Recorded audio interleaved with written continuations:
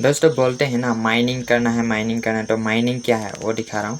जैसे देखिए माइनिंग का इधर आके ऐसे देखिए टिप टप कर रहा है ना, वाइट कलर का ये ऊपर साइड में कार्सन जैसा दिखाई दे रहा है, इसमें क्लिक बोल के लिखा है। तो उसमें आपको रेगुलर टास्क करके जाना है और रेगुलर आपका इनकम उधर ही रिसीव होकर जाता है, ऐसे करके रिसीव होता है। उसमें एक बार टास्क कर दिया मैंने, देखिए कैसे हो रहा है।